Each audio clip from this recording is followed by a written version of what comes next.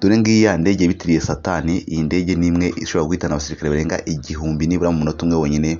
Iyi ndege niyo iri kwifashishwa mu gihugu cya Congo, aho ikomeje guhitana abasirikare benshi cyane bagerageje kwinjira igihugu cya Congo. Iyi ndege nigaragara, indege ifite ubushobozi bwayo bwose bwo kuyikoresha kandi ikaba yahitana benshi cyane kandi mu masegonda make cyane kandi mu minota mike cyane. Iyi ndege ifite ubushobozi buhambaye cyane, nk'uko ubibona mu by'ukuri ifite buto zitandukanye, ikaba ifite na screen ikontorora ndetse igenzura n'ukuntu ibyayo biri gukora neza cyane. Nk'uko mubireba ibuto iri hejuru isa nk'aho ibanza nyine, ni buto ifasha ino ndege kugira iki kuba yaguruka cyane kandi ikaba ifite imbaraga nyinshi cyane. Urebye ahandi red light, ahangaha handitse ngo red light, mu by'ukuri ni itara rishobora gutanga sinyale cyangwa se rigatanga sinyale ku bayikontorora bakoresheje remote cyangwa se telecommande, ikaba yagira iki bamenya aho iherereye cyangwa se ukamenya n'ibyo iri gukora ako kanya. Hari ahandi hejuru amasa nk'aho handitse ngo permission settings, ahangaha naho ni buto isa nk'aho igenzura mu by'ukuri ibigize indege, ariko n'imbere nyine bigenzura nyine n'ukuntu iri gukora cyangwa se imbaraga zayo, uburyo ziri gukora n'ibitacitse intege cyangwa se ikaba itari gukora nabi cyangwa se ikaba inaniwe. Mu by'ukuri iyi ndege ishobora gukora nibura tuvuge umunsi wose ishobora kuwukora, kandi mu by'ukuri umuriro udashizemo na gatoya ikabikora mu kanya nk'ako guhumbya. Iyi ndege ntabwo umuriro ushyiramo kuko kari agace kitwa nyine kano ko hasi kitwa remote battery gashobora kugenzura nibura batiri yayo ku buryo gashobora kuyikontorora ku buryo batiri igiye gucika intege ihita yihuza n'umurasire ku buryo yicaginga mu kanya gatoya ku buryo idatakaza imbaraga zayo. Iyi ndege irakomeye cyane, iri mu bwoko bwa drone, ikaba ifite imbaraga zikomeye cyane zo guhangana n'umwanzi uwo ari we wese wahangana ndetse n'uwakwinjira icyo gihugu igihe yaba iri muri icyo gihugu. Iyi ndege niyo iri kwifashishwa mu gihugu cya Congo, iri ikarimbura buri umwe wese ushobora kwinjira mu gihugu cyayo cyangwa se ushobora kwinjira muri iki gihugu yaba iherereyemo. Iyi ndege rero itarafunguka nuko nguko iri mu gishushanyo kimeze nk'isaha, ariko iyo ifungutse mu by'ukuri ihita ihinduka indi kuko iba iteye ubwoba cyane. Iyi ndege bayitiriye Satani kuko iyi ngiyi mu by'ukuri irica, ntago ijya ibabarira, ntago ijya yihanganira. Iyo yageze mu rugamba iba yasizoye cyane. Uko kubona ino ndege nyine ifite udutara tugera kuri 3, akambere nyine gakontora urumuri, aka kabiri kakaba kagira iki kakira mirasire y'izuba, kakaba kakubwira nyine ukuntu iri kwinjiza cyangwa se iri kugira iki iri kwinjiza umuriro. Mu by'ukuri iyo igiye gufunguka ikoreshwa remote ku buryo iba akanda buto nyine ku buryo ihita ifunguka ndetse igatangira akazi kayo. Kano gace ko hasi gasa nkaho gatumbyemo gakeya karimo ikintu twakwita nyine nka twa tundi twita ngo ni umupanga. Kano gakurikiyeho nako kagafunguka, na kariya ko hejuru kakaba kafunguka bigatanga imbaraga zikomeye cyane. Ntabwo ari indege gusa rero, hari n'indi ndege ifite kamera mu by'ukuri kandi ifite umuvuduko mwinshi cyane, iri kwifashishwa cyane mu buryo bwirukanka cyane. Iyi ndege yakorewe mu Bushinwa, ikaba ari indege ifite ikoranabuhanga rigezweho cyane ku buryo yirukanka kandi igakontora mu kanya gatoya, ikamenya ahantu umwanzi aherereye ndetse ikabikora mu kanya nk'ako guhumbya. Si ibyo gusa, hari n'indege nyine mu by'ukuri yakorewe mu gihugu cy'Ubwongereza, ikaba ari indege ifite imbaraga zikomeye cyane uburyo bwose. Ifite amaso 3 ndetse ayo maso yose akaba ari kamera, ikaba yareba cyangwa se igahindukira mu kanya gatoya ku buryo ahantu hose umwanzi ari ihita imenya ahantu aherereye kandi igatanga sinyale ku bayikontorora, ikamenya n'ukuntu nyine ingabo zingana cyangwa se ikamenya na mwanzi ahantu aherereye. Ntabwo ari iyo gusa, mu by'ukuri hari indege zitandukanye nk'iyi ngiyi ukuntu iteye. Iyi ngiyi ishobora kugenda mu ishyamba uko ryaba rimeze kose kandi umwijima wari wose ikawukontorora ku buryo imenya aho igiye hose kandi ikabikora mu kanya gatoya cyane.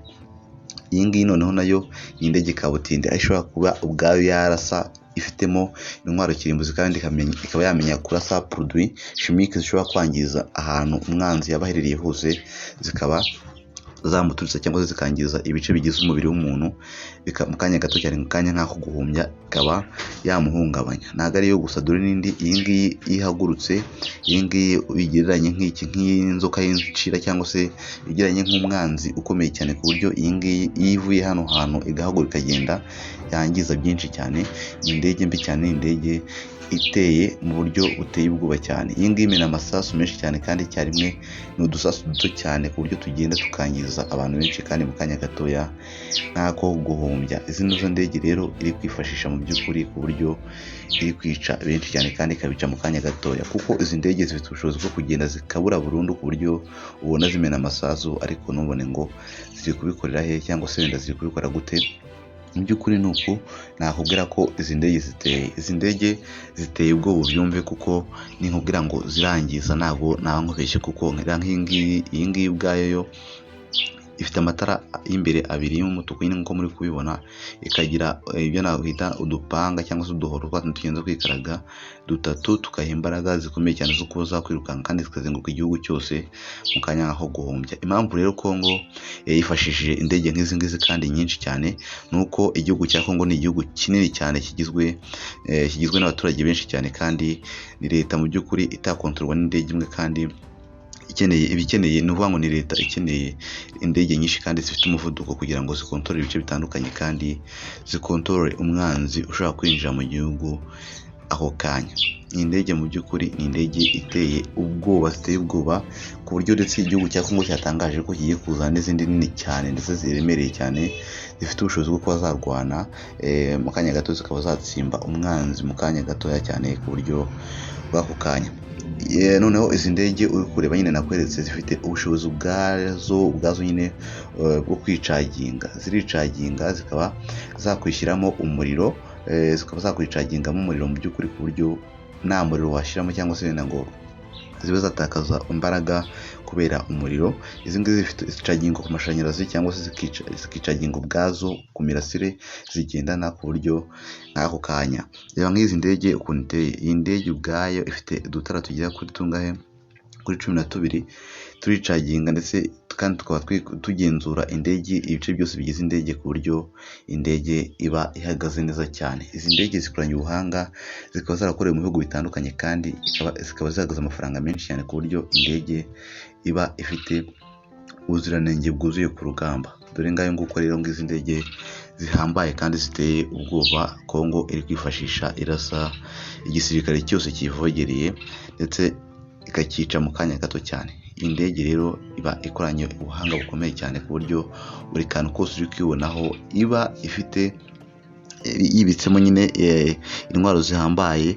Hari intwaro ziri mu bwoko bw'amasasu, hari intwaro ziri mu bwoko bwa produit cyangwa se z'amafu, ku buryo iminjira ku muntu wese agahita yangirika kandi ikamwica mu kanya gato cyane. Nk'uko ubibona ni indege mu by'ukuri iteye nk'isaha, ariko nanone iragenda ikibika ikifungura.